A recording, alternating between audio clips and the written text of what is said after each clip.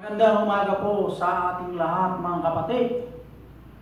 June 28, 2020, umaga ng linggo sa Getsemani Christian Baptist Church.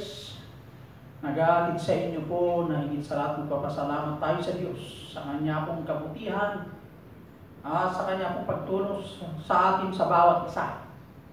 Yung good health natin at karagdagan ng buhay at ang safety, to God be the glory. Ladies and gentlemen, open with me your Bible sa Ephesians chapter 4, verse 17 down to 32. At ang sabi po ng banal na kasulatan sa 17, "This I say therefore and testify in the Lord, that ye henceforth walk not as other Gentiles walk, and the vanity of their mind, having the understanding darkened, being alienated from the life of God through the ignorance that is in them, because of the blindness of their heart." Psalm 19, "Who being past feeling have given themselves over unto lasciviousness, to work all uncleanness with greediness." Sa 20, "But ye have not so learned Christ." 21, "If so be that ye have heard him, and have been taught by him, as the truth is in Jesus Christ, that ye put off concerning the former conversation the old man, which is corrupt according to the deceitfulness of lust." 23, "And be renewed in the spirit of your mind." 24, "And that ye put on the new man, which after God is created in righteousness and true holiness." 25, "Henceforth, putting away lying, speak every man truth with his neighbor, for we are members one of another." 26, "Be ye angry and sin not, let not the sun go down upon your wrath." Remember that. "Be ye angry and sin not, let not the sun go down upon your wrath." 27, "Neither give place to the devil." 28, "Let him that is stole steal no more, but rather let him labor, working with his hands the thing which is good, that he may have to give to him that needeth." 29, "Let no corrupt communication proceed out of your mouth, but that which is good to the use of edifying, that it may be minister grace unto the hearers." 30, "And grieve not the Holy Spirit of God, whereby ye are sealed unto the day of redemption." 31, "Let all bitterness and wrath, and anger and clamor, and evil speaking be put away from you, with all malice." For the last verse, "And be ye kind one to another, tender-hearted, forgiving one another, even as God for Christ's sake hath forgiven you." O God Almighty, salamat o Diyos sa iyong mga salita na aming nabasa. Salamat po, Ama, sa mga hearers sa nakaraan na pinakinggan ang mensahe. Nawa ikaw nakita sa mensahe na nagbibigay o Diyos ang supply, spiritual food nila, na tumatag sila sa pananampalataya na layunin mo, God, layong mainit sa larangan ng paglilingkod, ikaw laging makita sa lahat ng panahon at nanguna sa aming buhay sa pangsamantalang lupang ginagalawan na. Dalangin po o Diyos, i-bless mo sa lahat ng mga hearers at i-safety mo sila sa virus. Ganon din po sa amin, Ama. Ganon din po, O Diyos, patawarin mo kami, Ama, sa aming mga nagawang kasalanan, na lagi mo kaming turuan, ipakumbaba at magkaroon ng pusong mapagpatawad sa nagkamali rin po sa amin.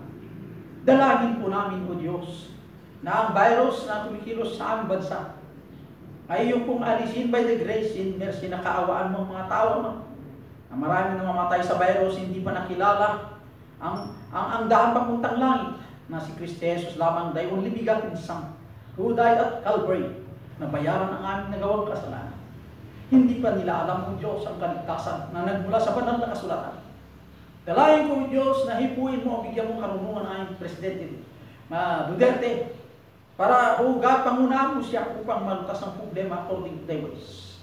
Higit sa lahat siya liyaw maligtas at ang lahat ng kabinete lahat po ng mga elected official gawin malaman po nila ang paraan ng kaligtasan na nasalali lang sa iyong pamamaraan na sinugo mo ang iyong butong na anak upang bayaran ang aming nagawang kasalanan na ang kaligtasan lamang ng tao ay sa magitan ni Kristo na iyong pong sinugo.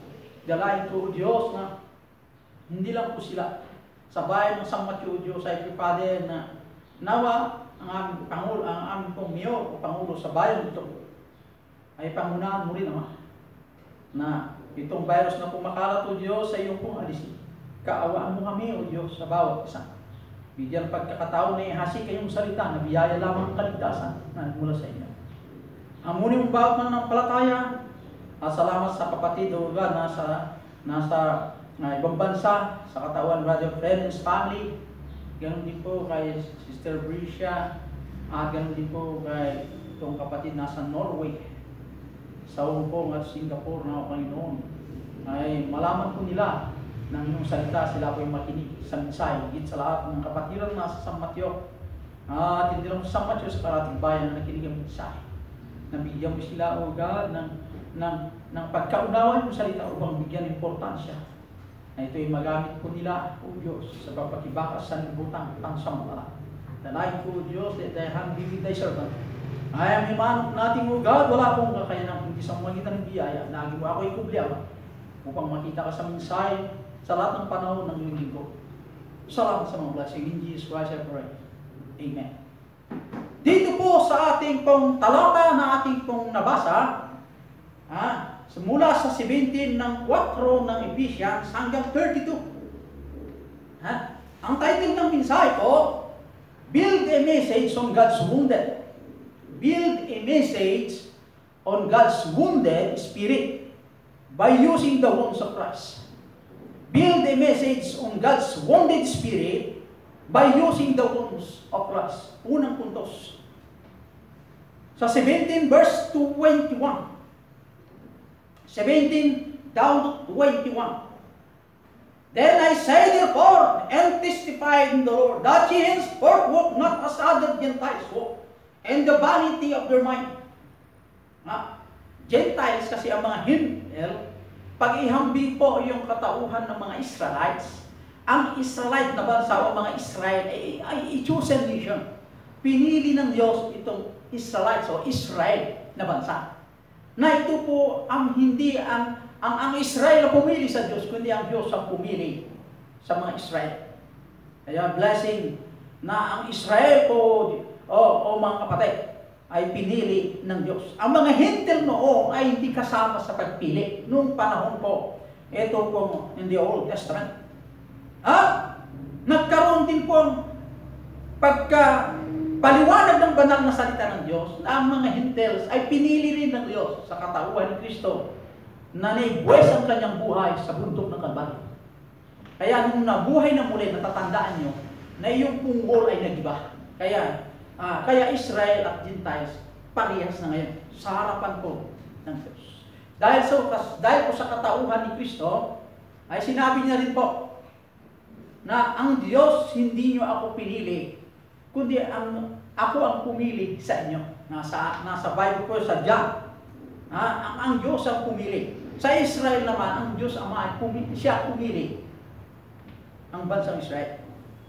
Kaya ito pong 17. Tinutukoy po yung pong present work.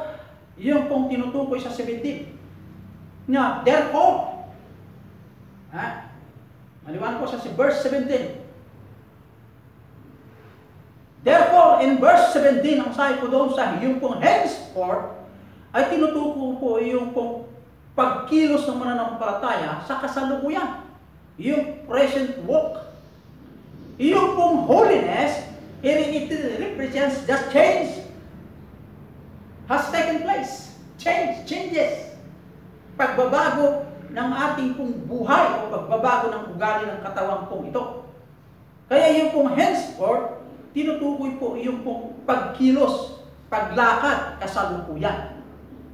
Yung walking in holiness. Yung pong holiness, changing or change has taken place. Dahil nasa atin po si Jesus Christ. Ano po ang pagkaiba? Yung build a message on God's wounded spirit by using the wounds of Christ. Sa ating pagbabaybay, sa ating talata, ay makikita natin kung paano nabuo yung mensahe ng Panginoon. In the spirit wounded. Yung pong tinutukoy leverage between the old and the new. Sa verse 17. The old and the new. Ang luma at ang bagong katauhan natin. Noong hindi pa tayo ligtas, iba po ang takbo ng ating buhay. Nung nasa darken po tayo, nung nasa kadiliman para tayo. Hindi natin nakilala pa si Kristo bilang ating tagapagligtas. Hindi po tayo nakakilala pa na ang only way going to heaven is Christ alone. Hindi natin pa nakilala yun. Nasa darken po tayo, nasa kadiliman po tayo. Kasi wala pa si Kristo sa atin. Okay? Ibig sabihin, hindi mo pa tinanggap si Jesus Christ at nagpakababang na humingi ng kapatawaran. Wala pa yun sa atin po. Kaya the old and the new. May pagkaiba po, yung pong new at saka yung pong yung luma. Okay? Kung bakit binanggit ng Gentiles po, Gentiles walk, kasi ang paglakad ng mga Gentiles ay paglakad po yung mga unsaved. Okay? Para maliwanag kung bakit ginamit ang Gentiles. Yung pong pagkaiba ng order sa kanyo sa verse 17 and 18. Having the understanding darkened, being alienated from the life of God through the ignorance that is in them because of the blindness of their mind. Tingnan niyo po, yung pagkaunawa na mayroon dapat sa mga Israel ay naging madilim. Na sila po ay banyaga na ngayon sa salita ng Diyos despite that they are chosen nation. Pag-ihambing ngayon, nung nakikilala na nga ang Diyos ang Israel, nakikilala ang mga Gentiles, I should say, sa Panginoon.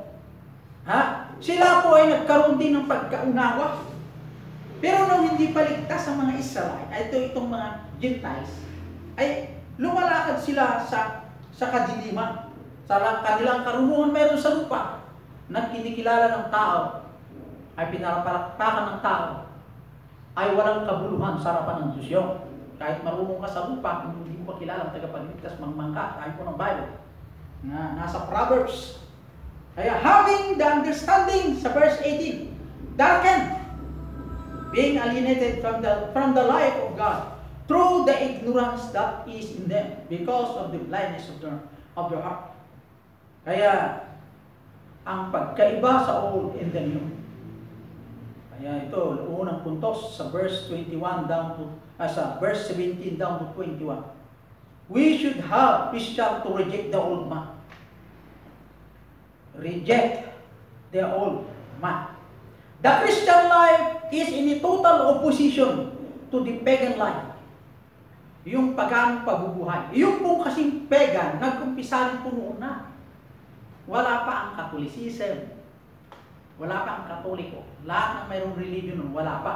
Ang mayroon noong unang siglo, nung nangaral si John the Baptist, pinangaral niya po na tayo lahat makasalanan. Kailangan natin tayo magsisi at kilalanin at tanggapin ang Mesiya na iyan po ang darating. Siya kasi ang unang preacher na tinutukoy po ng Mark sa New Testament. The beginning of the gospel of Jesus Christ, the Son of God. When there is a preacher sent by God, ito po si John the Baptist. Mayroon na pong pagano doon, pagan, na pamaraan ng the way how they serve the Lord. Ang paganong style ng paglilingkod. Ito po ang kinaaway ng gospel. Kinaaway ng gospel o kalaban ng Ebanghelyo. Kaya ang mananampalataya, sinabihan ng Diyos, reject the old man. Pagan life. It is an empty or it is a foolish unto the world. Tingnan niyo po. The word for vanity seems to mean perverseness or depravity and discouragement. Yung pong vanity, sinasabi po ng Bible, yung pamaraan ng paganong paglilingkod is all vanity, kamang mga. Kaya in the foolishness of their mind, matalino sila sa harapan ng tao. They are all genuine. Wisdom of this word. Pero ang sabi po ng Biblia, it was true This that the Gentiles become addicted to every species of idolatry, and they only imagine that they would obtain help from God, which were the work of their own hands. Tingnan niyo po, dahil sa kanilang karunungan sa worldly wisdom, itong mga Israel, ang kanilang ugali po ay nasa paganong paglilingkod. Ang ugali na yan ay inadapt po nila sa Gentiles, ang mga Hentel na pamumuhay, na ang kanila pong ginawa na Panginoon ay yung pong ginawa ng kamay, nasa kanila rin po nanggaling. Ibig sabihin, nag-create sila o gumawa sila ng ribulto o yung mga bagay na nakikita ng mata na ito po yung pong Panginoon, hindi pwedeng mali kayo, hindi sa magitan ng kanilang kamay. Amen? Ganyan yan eh. Kaya reject the old man, yung attitude ng katawan ito. Tingnan niyo pong nangyari. Noong kapanahonan sa Old Testament, ang mga Israel, hindi sila marunong po yung trabaho ng carpentry. Hindi sila marunong. Wala silang kaalam-alam. Ang trabaho nila, karami na alam nila, fishers, mangingisda. Pero nung kapanahonan ni Solomon, ang ginawa ni Solomon para itong mga plano ni Solomon na magtayo ng malaking templo ng Diyos. Kaya inasahan niya po, pinili ang magagaling na mga Israelites na pumunta sa ibang bayan upang mag-aral ng carpentry. Yeah, amen. Kaya nung pumunta po sila at nag-aral ng carpentry at sila yung naging marunong na, sila po ay umuwi sa Israel o sa bansang Israel. At ang kanilang natutunan sa ibang bansa ay ini-apply po sa Israel. Yung paggawa, yung mga architect, ganun ba? Yung mga paano may tayo po ang magandang templo sa magitan ng bato, sa magitan ng magagandang design. Ay, pinag-aaralan yung mga kapatid. Pero ang problema sa Israel, nung natuto na sila, ginawa po nila ang maling paraan sa kanilang karunungan. Anong karunungan na ini-apply po nila? Imbes na templo, poste ng templo ng gawain, kundi gumawa sila ng ribulto na gawa ng kamay, doon sila nagsamba. Kaya nga itong attitude ng mga ganitong ugali ng mga Gentiles nung wala pa si Kristo sa kanila, ito po yung po inadapt ng mga Israel sa kanilang pamumuhay despite na ang Panginoon pinili ang Israel, chosen nation. Sa ganyang pamumuhay, marami rin hanggang ngayon yung ganyang buhay na hindi namamalayan ng Kristiyan. Anak na ng Diyos, pero yung the way how he live o she live, kung paano siya nabubuhay bilang anak ng Diyos, kukunin po yung mga style, yung mga scientific methods na mayroon sa lupa, na ito po ay vanity sa harapan ng Diyos. Kasi sabi ng Diyos, kung kayo po ay mamuhay, let the Holy Spirit be work sa bawat buhay na pananampalataya, dahil yung Holy Spirit na mayroon po tayo, siya po ang nagtuturo ang dapat natin gawin sa gusto ng Diyos Ama upang papuri ang Diyos sa templong ito na tinubos ni Kristo. Okay? Kaya reject the old man and the foolishness of their mind. Foolishness, yung kanilang mayroon sa kanilang kaisipan. Yung foolishness, ibig sabihin, yung kamangmangan sa harapan ng Diyos, pero palakpak po sa harap ng tao kasi magagaling sila. Yung mga pagan life, paganong pamuhay sa verse 18, blindness of their heart, nabulag po sila sa kanilang puso. Kaya maraming mga Kristiyano hanggang ngayon, natuto sila sa katotohanan. Pero madali silang mahikayat sa panlabas o mga doktrina ng world o itong mga wisdom ng world sa mabuting paraan ng pagpapaliwanag. They turn off. Umayaw sila. Remember this. Wisdom ng taas, sa taas, o wisdom ng langit, hindi po magtali sa wisdom ng word. Nagkakaaway yan. Ang gusto ng wisdom ng word, siya ang makita. Ang gusto ng Diyos, ang Diyos ang makita. Found in an ignorance life. Blindness, binanggit po ng blindness. Dahil po sa kanilang blindness, nagkaroon ng rebellion of their heart to fight against God. Speaking lies. Hindi lang po yun. Kumukontra sa gawain. Kaya, ladies and gentlemen, sa Christian life, we have to focus on Christ sa verse 20. Solid ground, you have been taught a different thing by Christ. You have been taken thought that this religion requires you to abandon such a course of life. I-require sa atin to abandon this kind of style. Magkaroon tayo Kristiyano ng matibay na huwag natin tanggapin yung ugali ng old man. Yun ang shortcut niya. Kaya Christian life, founded on truth. Christian life, focus on Christ. Christian life, founded on truth. Sa verse 21, full and final. Seeing that since indeed you have heard us proclaim His eternal truth, we have delivered it to you, as we receive it from Jesus Christ. That which they have learned after hearing of the Lord Jesus Christ should have caused them to improve their life. Nung nakilala nila sa Panginoon, they should have improved their life. I-maintain natin ang importante o mga importance how to live with the presence of the Holy Spirit, with the guidance of the Father through the Son. Yun po ang nawawala sa mga Kristiyano, mga kapatid. That which they had learned after hearing of the Lord Jesus Christ should have caused them to improve their lives. For Christians ought to act like Christian, not like pagan. We should have put in our minds, in our heart, to live as Christian life, the Bible standard. Excuse me. Remember that. The holiness and character. Who we are sa verse 20. Holiness as our conduct. How we do verse 25. Holiness and character. Kung sino po tayo. Holiness as to our conduct. What we do, ano ang ating ginagawa. Holiness in conversation. What we say sa verse 29. Kung ano ating sinasabi. Makalangit ba o worldly. Remember that, mga kapatid. Pangalawang puntos, repudiate the old man. Repudiate, put off. Unang puntos, reject. Huwag mong paintulutan. Yung mga paganong pamumuhay na mayroon sa lupa, ay yun ang maghari sa katawan nito. Reject mo, reject. O ayawan mo. Sa pangalawang puntos, repudiate the old man. Put off, patayin.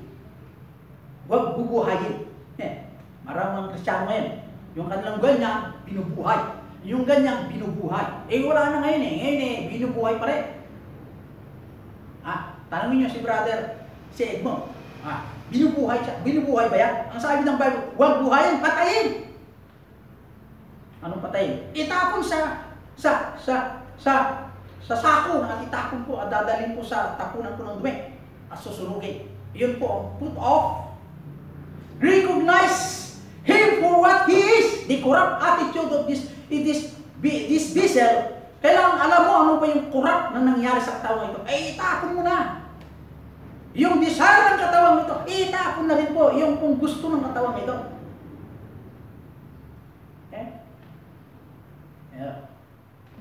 Makinig po. Huwag ka nang matulog. Huwag ka nang uminom.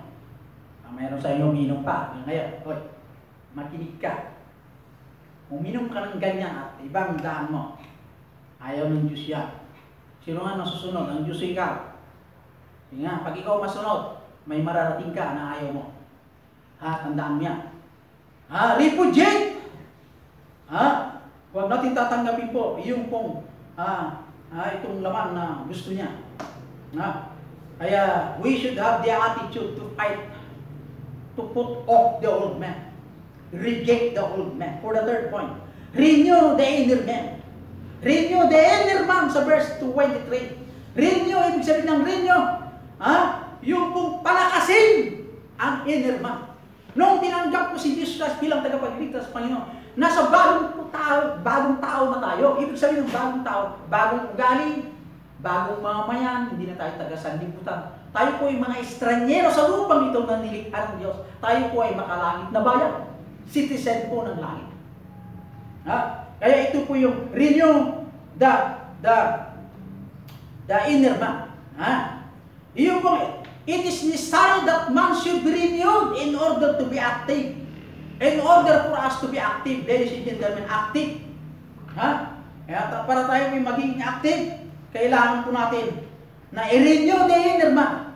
Gusto mo maging active sa gawain? Renew the inner man. That it is proper to exhort Christians to be renewed. They need to renovated strength every day. Lagi natin kailangan po, mga kapatid, na tayo po yung mag-renew sa strength o kalakasan bawat araw. That they have sufficient natural ability to change from the condition of the old, that of the new man. Remember that. Remember that. You cannot do it alone. It is by God's grace na pwede natin magawa yung gusto ng Diyos sa ating buhay. Kaya, renew in the Spirit. Kaya tayo po mananalangin sa Diyos. Yung kahapon must be forgotten. Keep on being renewed. Here where may fail after years of successful serving God. You cannot run a car on yesterday fuel. Remember that. Okay? Kaya, reinforce the new man. Reinforce. That man is so renewed as to become like the attitude of God. Ano yung attitude ng Panginoon? Makalangit. Maging perfect in the sight of the Lord. Kaya, I challenge you, members, we charge. We are to be trustworthy, na sa 25. We are not to be irritated sa verse 26, 27. We are to be honesty sa verse 28. We are to be careful in conversations at verse 29. We are to allow the Spirit to have His own ways sa verse 30 and 32. Remember that. For language grieved the Holy Spirit, as His speech originated not in the brain but the heart, na ayon sa Matthew 15:18. Kaya remember, for your own spiritual well-being, build the message of God's wounded Spirit by using the wounds of Christ. That is the message. Good morning and blessed day.